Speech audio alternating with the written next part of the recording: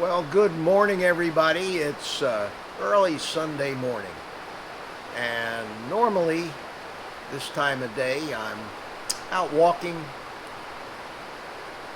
enjoying a morning cigar, but this morning the entire state of Florida is covered by rain. So I'm sitting out in my screen porch enjoying my morning cigar. One of the things that I plan for this video right now is to show you how I use the Crystalsky when I'm flying, and some of the various different ways that I've come up with to mount it and make everything very convenient, including that contraption that I threw together using a 20-year-old RC transmitter tray that I had that mounts over my shoulder. You may have seen it in some of my videos, but I'm going to give you a little closer look at that and how I threw that together, and why, when portability is not a big issue when I go with my car wherever to shoot, that's always going to be my controller setup of choice. So with that, I'm going to finish my cigar out here this morning and then go in and get to work on this video. So thanks for stopping by. I'm Mitch, just an old guy in a drone, and I appreciate you all watching. Subscribe if you like what I'm doing, and I'll see you a little later to wrap this up. Thanks for watching.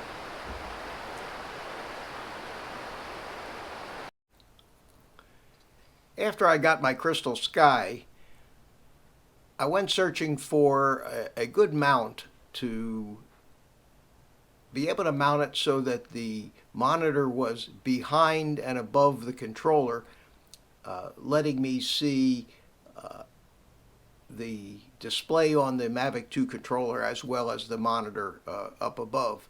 So I went on some of the forums and looked at some of my options and decided that the best mount that I could buy for my use was the Liftor mount designed for the Mavic 2 controller.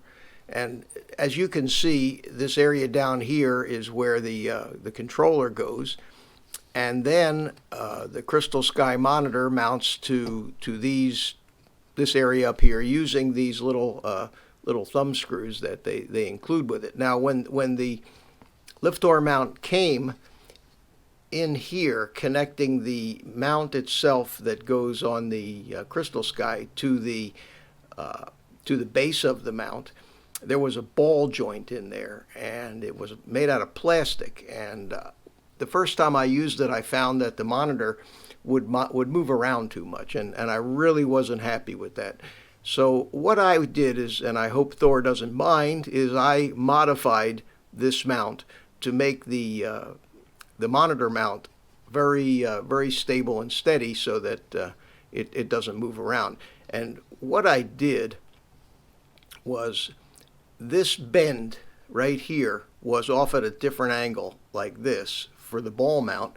I took it all apart. I clamped this area in a vise between some wood. I took a heat gun and heated this bend here and bent this down about 20 more degrees than it was, which gave me the proper angle. I also did the same thing with this bend right here and bent this back just a little.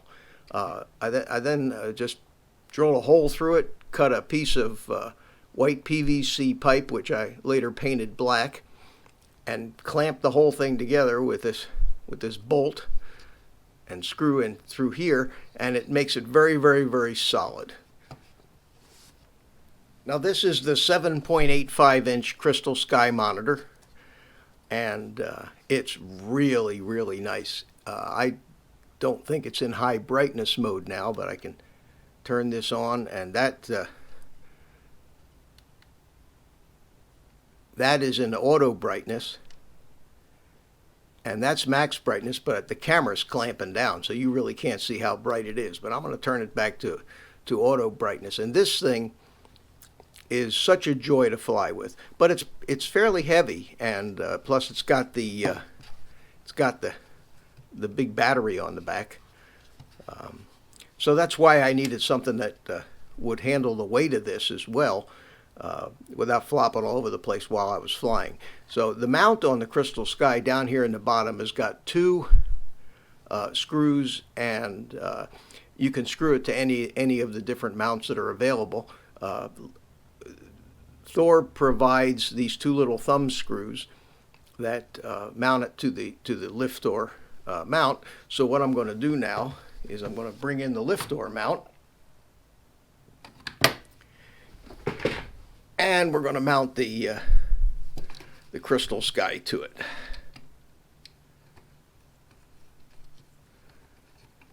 And this thing, when you screw them down tight, is pretty sturdy.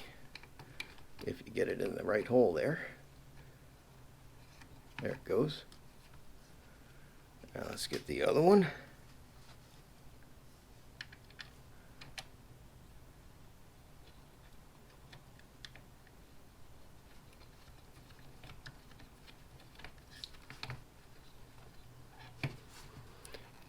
And you don't have to over tighten them, but that's a very, very, very sturdy mount for that. And I'm going to leave that sit. Okay, I'm going to bring in the Mavic controller now, and the way this fits on here is you just open this up and it just fits right down on there, and this closes down around it, and there you have it. That's basically the mount and the monitor, and there's a lanyard hook right here, and that would allow me to use it with a neck strap. Now, you can use this setup by itself with a neck strap, which is certainly a better way to fly than trying to hold all this weight by itself. And you can let it go and it'll hang like this. It balances pretty good up against you when you just leave it sit like this. And I just didn't like all of this kind of moving around, which is why I decided to go the route of the transmitter tray, which I'm going to show you how this mounts to the transmitter tray right now. Now, the old transmitter tray that I've had for, I don't know, 20, 30 years, was designed to put an RC transmitter down in here, and it had a clamp assembly on it that held it in. You took these things open up, put it over your shoulder, and boom, set it down, and you're wearing the thing. The transmitter's sitting down in here. Your hands rest on these two nice hand rests, which are adjustable up and down, and you put your hands on here like this, and you can reach the sticks and fly with a Ken Heron pinch mode, the accepted best way to fly. And it's very comfortable, and you just, to get in and out of it, you just take it off, put it on. So here I had the finished lift door assembly, and like I showed you, I put a little 1032 blind nut in the base of this thing, and then I put these rails on here so that these rails on the lift door would fit in and keep it positioned. And you can see that can slide back and forth. And then I would take the 1032 nut, and there's a hole in the bottom here, and it goes into that blind nut.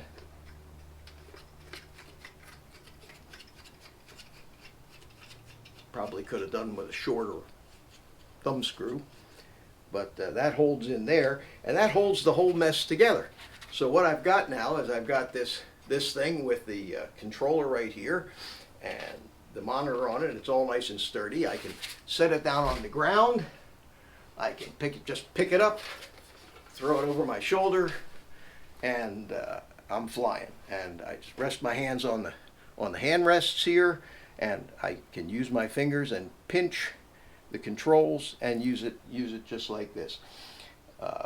I went ahead and took the checklist that DJI gives you, and I laminated it to the handrails here. So I have my checklists right here, and I have them in sight. It's very easy to change out the controller when I fly my zoom. Just take the controller out and put the zoom controller in, close the things, and plug it in, and can use it with any of the Mavic controllers, including the old Mavic 1. But this turns out to be what I think is one of the best flight stations for doing commercial work, because everything is right there. You have tremendous control over everything, and very, very convenient. Again, you can just, if you want, you can just take it off and set it down somewhere.